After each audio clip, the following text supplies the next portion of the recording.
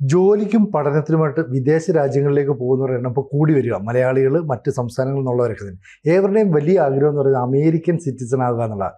ഇപ്പോൾ കേൾക്കുന്നൊരു വാർത്ത, അമേരിക്കയിൽ ജോലി തേടി അല്ലെങ്കിൽ അമേരിക്കയിൽ ജീവിക്കുന്ന ആളുകൾ വിദേശത്തേക്ക് സ്വന്തം രാജ്യത്തേക്കൊക്കെ പണം അയക്കുമ്പോൾ അതിനുമേൽ ടാക്സ് ഈടാക്കണം. ട്രംപിൻ്റെ പുതിയ നീക്കമാണ്. അതിൻ്റെ വിശദ വിവരങ്ങളൊക്കെ പുറത്തു വരുന്നേ ഉള്ളൂ. എങ്കിലും ഒരു വലിയ തിരിച്ചടി എന്ന് വേണമെങ്കിൽ പറഞ്ഞുകൂടെ അതിനെ? തിരിച്ചടിയല്ല, ഇപ്പോൾ ട്രംപിൻ്റെ സ്വഭാവം അറിയാവുന്നതുകൊണ്ട് നമുക്ക് ഒരു അതിശയം തോന്നുന്നില്ല. കാരണം ഇപ്പോൾ ഇന്ത്യയും പിന്നെ ട്രംപുമായിട്ടുള്ള ആ ഒരു ബന്ധത്തിൽ നമ്മുടെ ഈ ഓപ്പറേഷൻ സിന്ദൂറിന് ശേഷം അതിൻ്റെ ഇത് നിർത്തിയതിൻ്റെ ഒരു എന്താ പറയുക, ഈ പിതൃത്വത്തിൻ്റെ അവകാശത്തിൻ്റെ പ്രശ്നം ഉണ്ടായിരുന്നു. അപ്പോൾ ഇദ്ദേഹം അങ്ങോട്ട് ഈ സ്വയം ഏറ്റെടുക്കുകയാണല്ലോ, ഞാൻ രാത്രി മുഴുവൻ ഉറക്കൊഴിഞ്ഞിട്ട് ആണ് ഇന്ത്യയും പാകിസ്ഥാനും തമ്മിലുള്ള ന്യൂക്ലിയർ യുദ്ധം അവസാനിപ്പിച്ചെന്നൊക്കെ. അപ്പോൾ അതിന് ശേഷം നമ്മുടെ ഇന്ത്യയുടെ പ്രതികരണം വന്നപ്പോൾ ഉണ്ടായ ഒരു സംഭവമാണ്. കഴിഞ്ഞ ദിവസം ആപ്പിൾ കമ്പനി ഇന്ത്യയിൽ തുടങ്ങാൻ പാടില്ല എന്ന് ആപ്പിളിനോട് നിർദ്ദേശിച്ചിട്ടുണ്ട്. അപ്പോൾ ഇന്ത്യക്കെതിരെ ഒരു കടുത്ത നിലപാടിലേക്ക് അല്ലെങ്കിൽ ഒരു എന്താ പറയുക, ഒരു വിദ്വേഷത്തിൻ്റെ ഒരു ഭാഷയിലേക്ക് ഉള്ള പ്രവൃത്തികളും സംഭാഷണങ്ങളും ട്രംപ് തുടങ്ങിക്കഴിഞ്ഞു. അപ്പോൾ അതിൻ്റെ അടുത്ത ഒരു പടിയായിട്ട് മാത്രമേ നമുക്കിതിനെ കാണാൻ കഴിയത്തുള്ളൂ. അതായത് അമേരിക്കയിലുള്ളവർ അയക്കുന്ന എല്ലാ വിദേശ രാജ്യങ്ങളിലേക്കും അയക്കുന്നവർക്ക് 5% മറ്റേ നികുതി ആണ് ഇപ്പോൾ ഏർപ്പെടുത്താൻ ഉദ്ദേശിക്കുന്നത്. അത് അമേരിക്കൻ പ്രതിനിധി സഭ ഇനി പാസ്സാക്കിയെടുക്കാനുള്ള ശ്രമമാണ് നടക്കുന്നത്. അപ്പോൾ അതിനകത്ത് ഏറ്റവും കൂടുതൽ ബാധിക്കാൻ പോകുന്നത് ഇന്ത്യയാണ്. അപ്പോൾ ഇന്ത്യയിൽ തന്നെ ഏറ്റവും കൂടുതൽ ബാധിക്കാൻ പോകുന്നത് ശരിക്കും കേരളത്തിനെയാണ്. കാരണം കേരളത്തിൽ പൊതുവെ 2ാം സ്ഥാനത്താണ് കേരളത്തിൻ്റെ സ്ഥാനം. ഈ അമേരിക്കയിൽ നിന്ന് വരുന്ന റെമിറ്റൻസിൻ്റെ കാര്യത്തിൽ 19.5% കേരളത്തിലേക്ക് വരുന്ന റെമിറ്റൻസ്. അത് 20.something ആണ്. മഹാരാഷ്ട്രയാണ് 1ാം സ്ഥാനം നിൽക്കുന്നത്. പക്ഷേ മഹാരാഷ്ട്രയുടെ നമ്മുടെ കേരളത്തിനേക്കാൾ 40% അല്ലെങ്കിൽ 40 ഇരട്ടി ജനസംഖ്യയുള്ള സ്ഥലമാണിത്, മഹാരാഷ്ട്ര എന്നുള്ളത്. അപ്പോൾ അത് വെച്ച് നോക്കുമ്പോൾ ശരിക്ക് പെർസെൻറ്റേജ് വൈസ് അല്ലാതെ നമ്മൾ നോക്കുകയാണെന്നുണ്ടെങ്കിൽ ഏറ്റവും കൂടുതൽ ഇത് ബാധിക്കാൻ പോകുന്നത് മലയാളികളെയാണ്.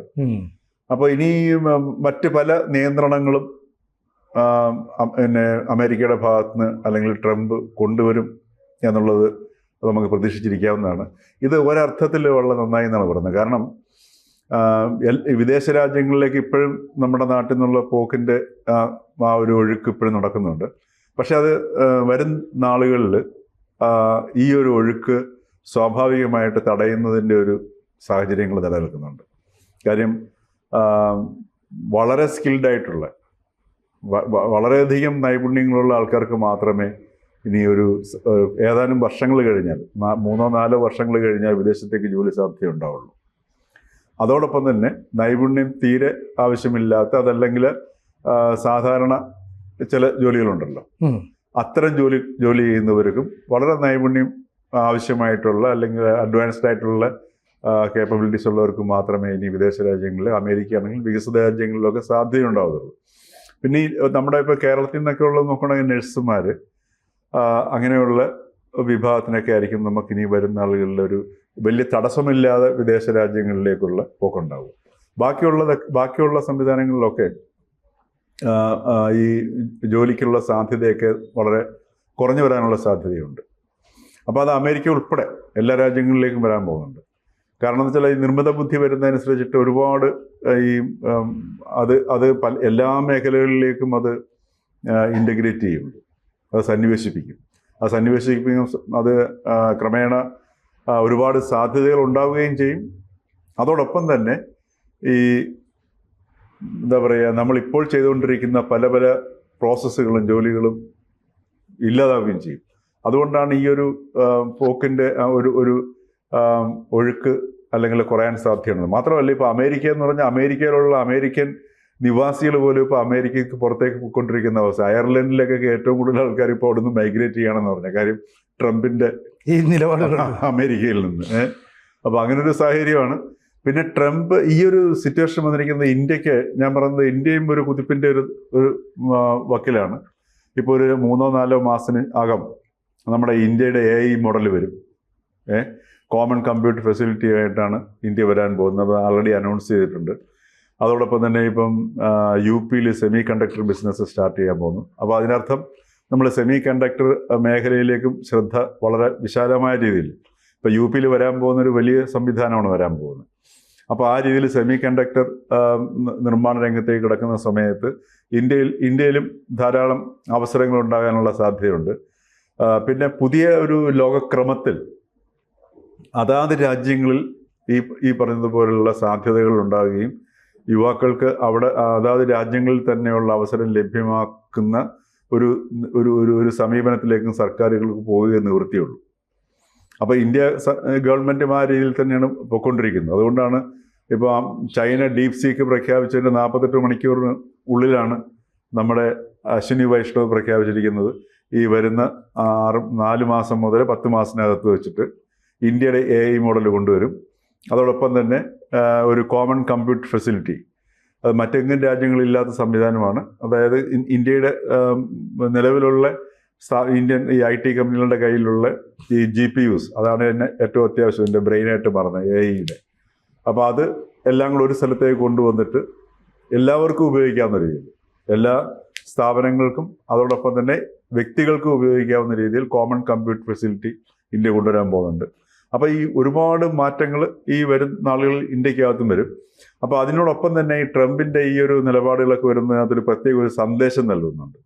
അതായത് ഇനി പഴയതുപോലെ നമുക്ക് മൈഗ്രേഷൻ, ഈ മലയാളിക്ക് പ്രത്യേകിച്ചുള്ള സ്വഭാവമാണ് ഈ നമ്മുടെ ഇവിടുന്ന് പുറത്തേക്ക് കിടക്കുക, ജീവിതം രക്ഷപ്പെടുത്തുക എന്നുള്ളത്.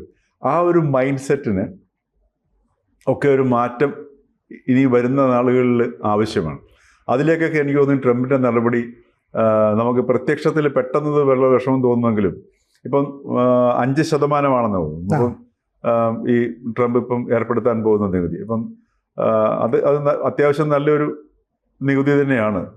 ഇല്ലാന്ന് $5 എന്ന് പറയുമ്പോഴത്തേക്ക് തന്നെ അറിയാമല്ലോ എത്ര നമ്മളെ ഒരു എന്താ പറയുക, നമ്മുടെ വിപണിയായിട്ട് നോക്കുമ്പോഴത്തേക്ക് ഒരു $100 അയക്കുന്ന സമയത്ത് $5 മാറുമെന്ന് വെച്ചാൽ നമ്മളെ ഈ രൂപയായിട്ട് കൺവേർട്ട് ചെയ്യുമ്പോഴത്തേക്ക് വലിയൊരു തുകയായിട്ട് മാറുന്നുണ്ട്.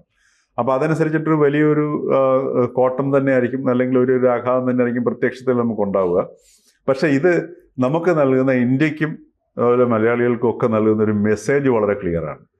പഴയതുപോലെ ഇനി ഈ പുതിയ ലോകക്രമത്തിൽ നമുക്ക് വിദേശത്തേക്ക് മേച്ചിൽപ്പുറങ്ങൾ തേടി പോകാനുള്ള അവസരങ്ങൾ പഴയതുപോലെ ഇല്ല. ലോകം മാറുകയാണ്. അവിടെ തന്നെ സ്പെൻഡ് ചെയ്യേണ്ടി വരും. അതെ, ആ രീതിയിൽ സ്പെൻഡ് ചെയ്യേണ്ടി വരും. മാത്രമല്ല അവിടെ തന്നെ ഈ പറഞ്ഞ എല്ലാവർക്കും പോകാനും പറ്റത്തില്ല. അതുപോലെ തന്നെ ഇനി H1B വിസയിൽ പോലും അതിനകത്ത് പോലും ഇനി നിയന്ത്രണങ്ങൾ വരും. കാര്യം അവർക്ക് ആവശ്യമായിട്ടുള്ള ആൾക്കാരെ മാത്രമേ ആവശ്യമുള്ളൂ.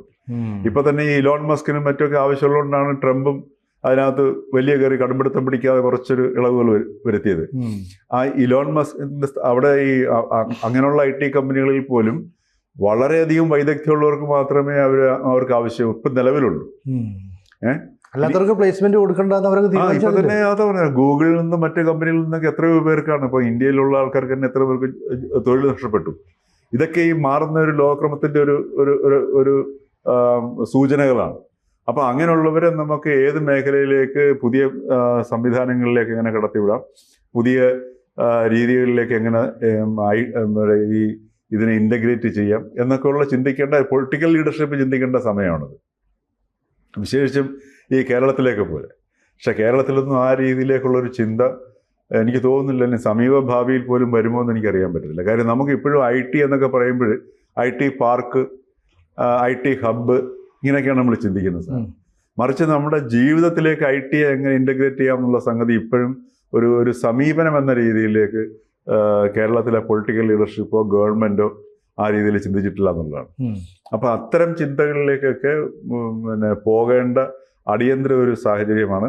അതിന് വാസ്തവത്തിൽ ഈ ട്രംപിൻ്റെ ഒരുപാട് നടപടികൾ അത്തരം ഒരു സമീപനത്തിലേക്ക്, അതാത് രാജ്യങ്ങളുടെ ശക്തിയിലേക്ക് നോക്കാനുള്ള ഒരു വലിയൊരു സാധ്യതയാണ് ട്രംപ് തുറന്നു വച്ചിരിക്കുന്നത്. ഇപ്പം ഈ ട്രേഡ് യുദ്ധത്തിൻ്റെ ആണെങ്കിലും ഇദ്ദേഹത്തിൻ്റെ ഈ നിലപാടുകളാണെങ്കിലും ഇതൊക്കെ ഈ പുതിയ ലോകക്രമമാകെ മാറിയല്ലോ.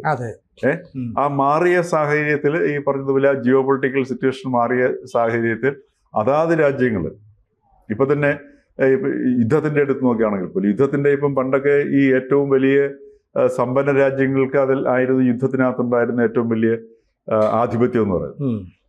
ഇപ്പോഴത്തെ നമ്മുടെ ഇന്ത്യയുടെ ഇപ്പോഴത്തെ യുദ്ധം കണ്ടില്ലേ, അതെ. ഓപ്പറേഷൻ സിന്ദൂർ. ഉം. അതിനകത്തുള്ള മനസ്സിലാക്കുന്നത് ഒരു രാജ്യത്തിന്റെ വലിപ്പവും സമ്പദ് വ്യവസ്ഥയേക്കാൾ ഉപരി എത്രമാത്രം നിങ്ങൾക്ക് ഇന്റലക്ച്വൽ അല്ലെങ്കിൽ എന്താ പറയുക, ഈ മസ്തിഷ്ക ശേഷി നിങ്ങൾക്ക് എത്ര ഉണ്ടോ അതനുസരിച്ചിട്ടാണ് നിങ്ങളുടെ യുദ്ധം വിജയിക്കാൻ പോകുന്നത്. അപ്പോൾ ആ ഒരു തലത്തിലേക്ക് നമ്മളുടെ ലോകക്രമം മാറുകയും ഒക്കെ ചെയ്യുന്ന സമയത്ത് രാജ്യങ്ങൾക്ക് ഇപ്പൊ ഇന്ത്യക്കൊക്കെ ഏറ്റവും കൂടുതൽ ഈ പറഞ്ഞ നമ്മുടെ തദ്ദേശീയമായ അവസരങ്ങൾ സൃഷ്ടിക്കുക, ഇവിടുത്തെ ആൾക്കാർക്ക് ഇവിടെ തന്നെ തൊഴിലവസരങ്ങൾ സൃഷ്ടിക്കുക, ഈ മൈഗ്രേറ്ററി ടെൻഡൻസി, ഈ കുടിയേറാനുള്ള താല്പര്യത്തിൽ നിന്ന് പതുക്കെ മലയാളിക്കാണ് ഏറ്റവും കൂടുതൽ ആ രോഗമുള്ളത്. അതിൽ നിന്ന് തിരിച്ച് വീണ്ടും അതാത് പിന്നെ എന്താ പറയുക, ആ ഒരു തദ്ദേശീയമായിട്ടുള്ള റിസോഴ്സസിനെ എങ്ങനെ പുത്തൻ സാങ്കേതിക വിദ്യയുമായിട്ട് ബന്ധപ്പെടുത്തി ഇവിടെ അവസരങ്ങൾ സൃഷ്ടിക്കാമെന്നുള്ളതിനെ കുറിച്ച് പ്രായോഗികമായിട്ട് ചിന്തിക്കേണ്ട ഒരു അവസരമാണ് ഇപ്പം വന്നുകൊണ്ടിരിക്കുന്നത്. ഇനിയും ട്രംപിന്റെ ഭാഗത്തു നിന്ന് ഇതുപോലുള്ള പല പല നടപടികളും നമുക്ക് സമീപ ഭാവിയിൽ പ്രതീക്ഷിക്കാം. കൂടുതൽ വാർത്തകളും വിശേഷങ്ങളും നിങ്ങളിലേക്ക് എത്താൻ ABC മലയാളം സബ്സ്ക്രൈബ് ചെയ്യുക, ബെൽ ബട്ടണും അമർത്തുക.